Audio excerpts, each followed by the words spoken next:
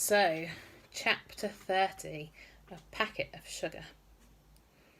Thought you could get away with stealing the crown jewels, did you? Whined Mr. Parker. I know all about your wicked plan. Well, it's over. Officers, take them away and lock them up and throw away the key. The policeman pulled the captives in the direction of two waiting police cars. Hang on a sec, shouted Ben. If we stole the crown jewels, where are they?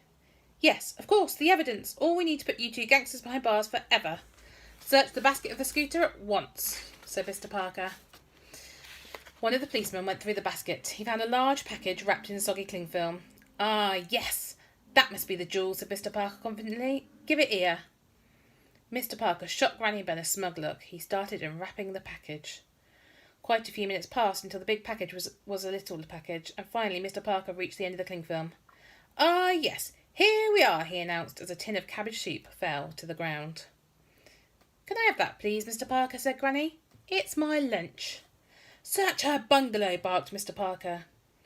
And a few policemen tried to bash open the front door by charging at it with their shoulders. Granny looked on amused before venturing, I've got the key right here if you fancy it. You could use that instead. One of the policemen approached her and rather sheepishly took the key. Thank you, madam, he said politely. Granny and Ben shared a smile. He then opened the door and what seemed like hundreds of policemen charged inside. They frantically searched the bungalow, but after a short while they re-emerged, empty-handed. There's no crown jewels in there, I'm afraid, sir, said one of the policemen. Just a Scrabble set and quite a few more tins of cabbage soup. Mr. Parker's face went red with fury. He had called out half the police officers in the country, all for nothing. Now, Mr. Parker, said one of the policemen to him, you are very lucky that we aren't arresting you for wasting police time. Wait, said Mr. Parker. Just because the jewels aren't on them or in the house doesn't mean they don't have them. I know what I heard. Search the garden. Yes, dig it up. The policeman put up a calming hand. Mr. Parker, we can't just suddenly... A light of triumph lit up in Mr. Parker's eyes. Hang on. You haven't asked them where they were this evening. I know they went to steal the crown jewels, and I bet they don't have an alibi for tonight. The policeman turned to Ben and Granny, frowning. Actually, that's not a bad point. Would you mind telling me where you were tonight?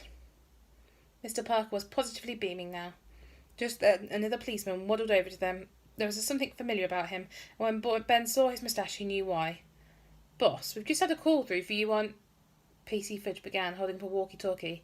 He stopped suddenly, staring at Ben and Granny. Well, he said, if it isn't the cling film people. P.C. Pear, said Ben. Fudge, corrected Fudge. Ah, sorry, yes, Fudge. Nice to see you again. The superior officer looked confused. Sorry? The lad and his granny, they're the Cling Film Appreciation Society. They went to their annual meeting in London tonight. I dropped them off. In fact... So they weren't stealing the crown jewels, asked his boss. No, laughed P.C. Fudge. They were merging with the Bubble Wrap Society. Stealing the crown jewels, indeed. He smiled at Ben and Granny. What an idea. Mr. Parker had gone red in the face. But they did it! They're villains, I'm telling you! While he was spluttering, the superior officer took the walkie-talkie from P.C. Fudge. Yep, right, thank you, he said. He turned to Ben and Granny. That was Special Branch. I asked them to check if the crown jewels were still there, and turns out they are. I'm sorry, Ma'am and boy. We'll have those handcuffs off you in a jiffy. Mr. Parker slumped, looking utterly dejected. No, it can't be. If I hear one more peep out of you, Mr. Parker, said the policeman, I will throw you in the cells for the night. He turned smartly on his heel and walked over to one of the patrol cars, followed by P.C. Fudge, who waved at Ben and Granny as he left. Ben and Granny approached Mr. Parker, their hands still cuffed together. What you heard were just stories, said Ben. Just my granny telling me stories, Mr. Parker. I think you may have let your imagination run away with you. But, blustered Mr. Parker.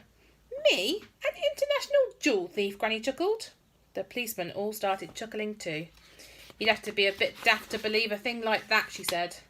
Sorry, Ben, she whispered to her grandson. That's okay, Ben whispered back. The policemen unlocked the handcuffs and hastily retreated into their cars and vans and sped off out of Grey Close. Sorry to disturb you, madam, said one of the departing officers. Have a good day. The helicopters disappeared up into the dawn sky as the blades got faster. Mr. Parker's precious pork pie hat flew off his head and into a puddle. Granny approached Mr. Parker, who was standing hatless in her drive. If ever you need to borrow a packet of sugar, she said kindly. Yes, said Mr. Parker. Don't knock on my door, or I will shove that bag of sugar up your backside, said Granny, with a sweet smile.